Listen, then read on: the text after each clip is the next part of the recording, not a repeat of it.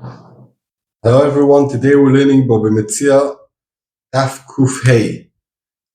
Today's daf is a bit more difficult than the last dafim that we've learned, so I pray to Hashem that I'll have the siyata d'shmaya to be able to explain it the best I can.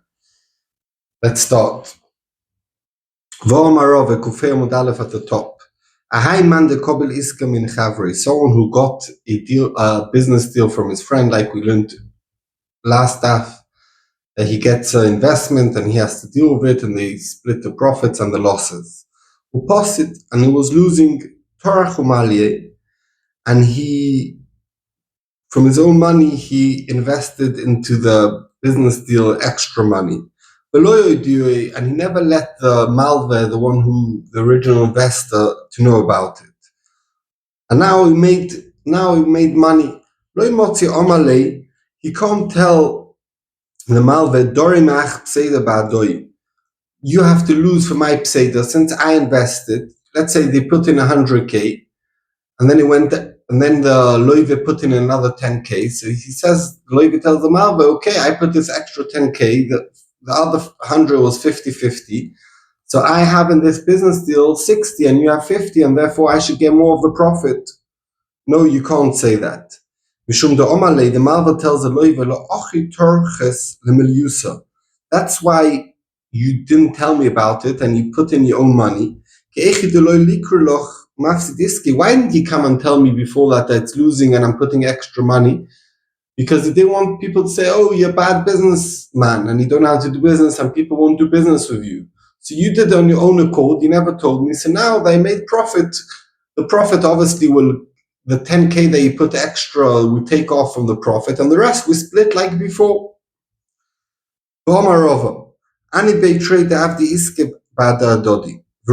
So two people, Reuven and Shimon, got from Levi an amount of money or apples or some pragmatia to do business with, and they got a year period of time to use this money and invest it and make more money, and then they'll split the profit between them. And after, let's say, half a year, he made a nice amount. Reuven told Shimon, let's split the profits. I want to stop it now. I'm happy with what we made. If Shimon told Reuven, no, I don't want to split up. Let's make more money. So Shimon can ma'akev Reuven from splitting up the profits. Now the Gemara is going to explain what does Reuven want and what does Shimon tell him. The Bach takes out the Vav. Give me half the profits and we'll keep doing business with the capital. So Shimon tells Reuven, I don't want to split up the profits, because if we lose in the future the capital, at least we'll have the profits to keep doing business. Give me half the profit and half the capital. So Shimon tells Reuven, it's both meshubed, both parts of the iska.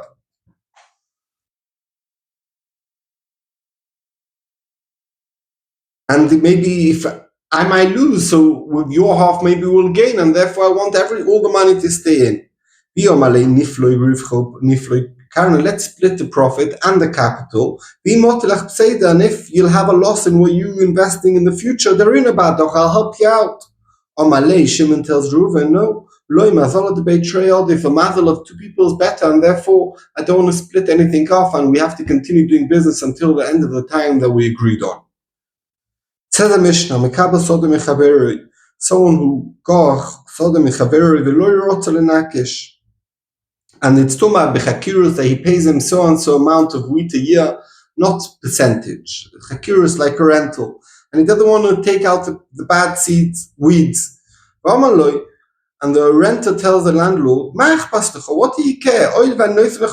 I'm paying what we agreed on. We agreed that I give you 10 kur a year. I'll give you 10 kur. We don't listen to the renter. The landlord could tell him, tomorrow you're going to leave and mimeno from the field. And the bad weeds are growing because he never pulled them out. The Gemara explains what the shakla retire between the renter and the landlord is. I'm not going to take out the weeds, but at the end, after I cut off all the tvor, I'm going to plow the field and take out all the bad weeds. So the landlord tells the renter, I want good wheat, and this wheat's going to be with weeds inside. I don't want that.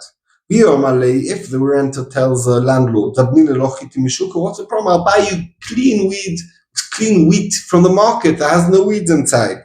Or Malay, the landlord tells him, no, I want the wheat from my land to get paid with. If the renter says, you deserve 10 kuru, so 10 kuru, where 10 kuru grow over there, I'll take out the weeds, but on my part, I'm not taking out the weeds. Or Malay, so the landlord tells the renter, making a bad name to my field. People are going to go past and they're going to see there's weeds growing in part of the field. They say, oh, he probably pulled it out and he grew again. It's a bad field. In the Mishnah, it said that the reason is that the landlord could say because the weeds are going to grow. And here we're saying all different other reasons. So the Gemara, the main reason is because the landlord tells the tenant, if you leave the weeds, the seeds of these weeds are going to fall in the ground, and even if you're going to plow afterwards, it's not going to help because the seeds are in the ground already and they're going to grow, and later on they're going to grow again, all these bad weeds. So therefore, I'm not willing that you don't pull out the bad weeds. And Basra means the seeds, the fell already fell in, and it's too late. You can't do anything about it, and therefore I want you to take out all the bad weeds out of the field. So now the last Mishnah was talking about Hakurus, or renter, now we're talking about Aryeh.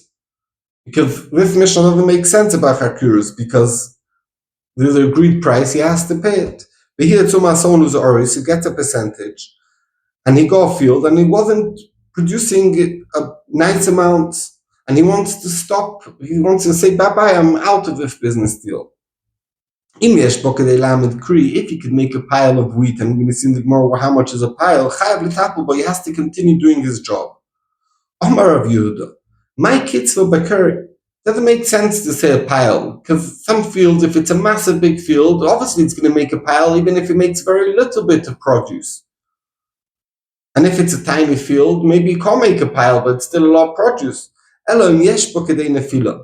If the amount of wheat that's growing is enough to sow the field next year, that's an amount that you can't stop working in the field. We learned in the Brayso, someone who's Aryeh and the field's not producing a nice amount. If you can make a pile of wheat, he needs to continue working. That's what it says in the agreement. I will stand the Anir and I'll plow, the Ezra and I'll put the seeds in the ground, the Echzer and I'll cut the wheat, the Amer and I'll make a pile, the Edush and I'll separate the Disha, I'll separate the peel from the grain, the Adrian and I'll throw it up in the air that the wind will blow away the peel, Oikim Karik Admoch, and I'll make a pile in front of you, the Tesi Ant, and you'll come the Tito Palga, and you'll take half that we agreed on. And me for my work, and with my expenses, Palga, I'll also get half. So he's mischayev to do the work. The Kamokadei Lamed Bokari, how much is the amount of a pile? Arachas is like a type of spade that you throw the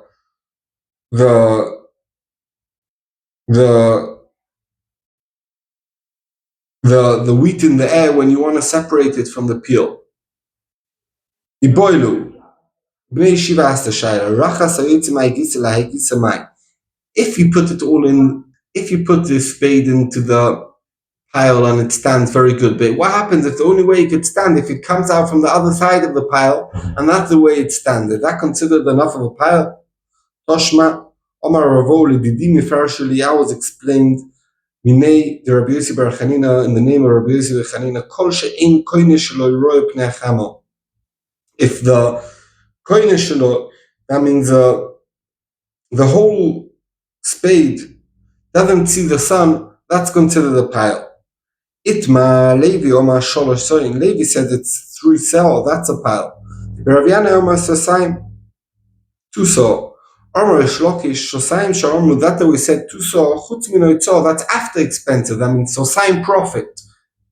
That's how much, if the field is making, he still has to continue working.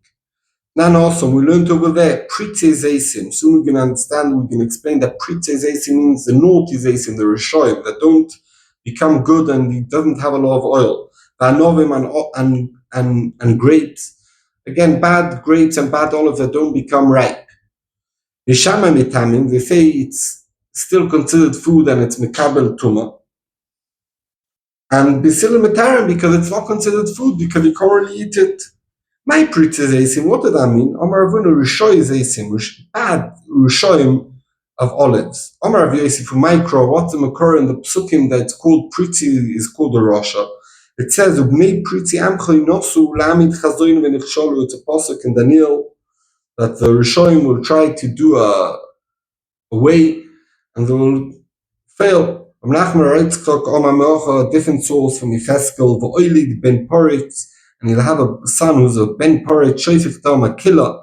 So we can see it means a Rasha. The Kama Pritze Zeisim, what's considered amount of how much oil do these olives give you that's considered Pritze Zeisim? If you put in one load into the press and only 4 kabim of oil come out, that's considered bad olives. The Rav Yana or Amri Sosayim Lekura, half the amount.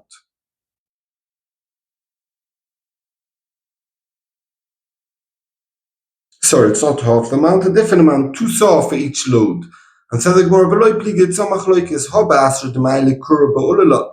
Depends how much you could put in the press at one time, how much you could load.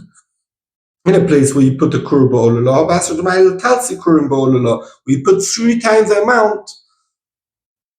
So it's the same amount because Arba Kabin and Sosayim is 3 times Arba Kabin. So in the place where we said Sosayim, it means where the load is a bigger load. Said the Gemara, Tonur Rabbanon, Kufayim Beis, Olu Ba'ilon, it's talking about a Zav who's Tome and a Torah, they went on a tree, Shikoichara, that's a weak tree, Besoiko, and a branch, Shikoichara, of a tree, a weak branch, Tome. So the Torah becomes Tome because it's considered that they're leaning one on each other. And when a Tome, a Zav, is leaning on the Torah or the opposite, the Torah becomes Tome. Echidomi Ilon Shkoichera, what's the geder of a Ilon that's weak? Amr de Braviana, Kol She'en Bikor Lochu Kroiva, from the bottom of the tree, it's not big enough to Lochu Kroiva, that's called a weak tree. Echidomi Soiko Shkoichera, what's considered a weak branch? If you put the branch in your hand and you can't see the branch because your hand covers the whole branch, it's considered a weak branch. Now also we learned over there, Amalech bebeis hapras, someone who walks in beis hapras. Beis hapras is a field that had a cave inside and they plowed the field. So we choishish that through the little bone kisoira somewhere in the field, and Rabbanon goyzer that's anyone who walks over there is Tomeh. So someone who walked on Beis Hapras al gabe avonim sheyochol lasit, and he walked on stones that move. If it's rocks like not moving anywhere, big fat rocks, okay, he never moved anything. He never moved the bone. If the stones can move, al odom, or if he's riding a man, al a behemoth or animal shekoichum ra, that they're weak, Tomeh. It's Tomeh because these animals, the person's weak, so he makes them move more, and it's as if, because if they maybe touch the bone, it's as if he touched the bone. What's that gather? If you ride the person and his knees shake. What's considered an animal that's weak? If you ride it, it poops because of the heaviness of the weight of the load. That's called a weak animal. Amr de Braviana letfila for davening, letfilin, and for putting on tefillin, dalet kapim, there's a shear of dalet kapim of a load. The Gemara is going to explain letfila mahi. What are we talking about tefillah? The Tanya we learned in the Brisa, Noisem Asoy al Ktefo, someone who has a load on his shoulder. V'giazman tefillah. And it came the time to daven pochos medalet kabim. If it's less than dalet kabim of a load, mafshin lacharim, you could put it behind him. Mispalen and kidaven while he's holding the load. Arba kabim, if it's 4 kabim, maniach al gabe karka, he has to take off the load and put it on the ground. Mispalen, only then he could daven. The tefillin mahi, what did he mean that there's a din of 4 kabim for tefillin? The Tanya we learned in the Brisa, Oyon Noisem Asoy, who was carrying a load al roisha on his head, with tefillin b'roisha, and he has a tefillin on his head. Imoy tefillin roitzois, if the load was pushing the tefillin, also you're not allowed to do that. V'im lav, if he wasn't pushing the tefillin muta, and be'ezem asoy omru, what's a load that makes a tefillin pushed against the head? B'masoy shel arba kabim, 4 kav is forbidden to wear tefillin with such a load on your head. Someone is taking out minu on his head with tefillin b'roishoy, and he has tefillin. You shouldn't put them to the side because it's bizoyin. And don't tie them to your waist. It's bizoyin to the tefillin. Avol, what he's allowed to do, he could tie it on his arm, the mokum tefillin where you put on tefillin, and that's the way he could take the minu on his head. Even the cover of the tefillin, you shouldn't carry on your head while you have tefillin. The kama, how much are you not allowed? Even a very small amount, you're not allowed to have a load on your head while you have the tefillin. Rav Yehuda said, I don't understand, put a pile. How could a pile be a shear? It could be a field that's the size of 10 square kilometers, and it could be a field of 100 square meters. So obviously the 10 square kilometers is going to bring a pile, but that's tiny little bit for such a big field. How much is it that field needs to be sowed? How much tvor? How much zera? Rav Ami said in the name of Rabbi Yochanan, a boy is saying the kur. For each kur of a field, the kur is, let's say, like a dunam, it's a type of size of a field, needs 4 soim. And if it's less than 4 soim, it stopped working for the balabais. Rav Ami Dilei Omar, Rav Ami himself says, shmoyne soim, double the amount, the kur for each kur. Omalea Usaba Rav Chomer, this old man told Rav Chomer, Brady Rabba Baravur, the son of Rabba Baravur, Asperloch, I'll explain it to you. It's not that Rabbi Yochanan and Rav Ami, his Talmud, had a machloikis between them. I'll explain it to you. B'shoni de Rabbi Yochanan, in the days of Rabbi Yochanan, Avishmini Ara, the land was better and enough for same for whole kur. B'shoni de Rav Ami, Avikhisha Ara, the land became weak and he needed much more seeds to sow in the same size what Rabbi Yochanan was enough for. In the days of Rav Ami, he needed 8 because the land became worse. Nan also, we learned over there. Aruach, the wind, Shepizrei Saimorim, someone had a pile, small piles of wheat that he's ready to take home and belong to the Balabais. And the wind blew it and it went all over the field. And now the field has places where it's leket, where it's matones la'anim, things that when you collected the tvor, you forgot it and you're not allowed to come and take it back. And it's meant for the anim. So now his big piles flew all over the field and you don't know what's leket and what belongs to the Balabais. Best in estimate, it's what's a normal field such a size, how much leket normally there is. And he gives the amount to the anim. Reb Shimon Gamliel says, he gives, no, you don't estimate each field how much leket it is. No, you give the anim the amount that you normally need for such a field, to sow this field, to plant this field, how much wheat you need to plant the field, that's the amount you need to give the anim. The kama kedei nefila, how much is that? Ki also Rav Dimi, Orma Belozav, Eitim Rabbi Yochanan, Arbor Kabin, Lekur, like we learned before. Before was Arbor Soy. But yeah, he changes it, that grot changes it. The Kabin.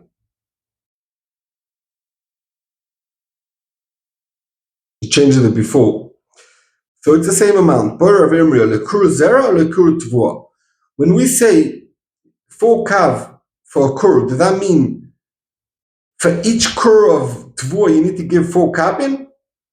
Or it means, that means lekur tvua or lekur zera? Lekur zera means you need for each, let me just see that I'm not saying this wrong.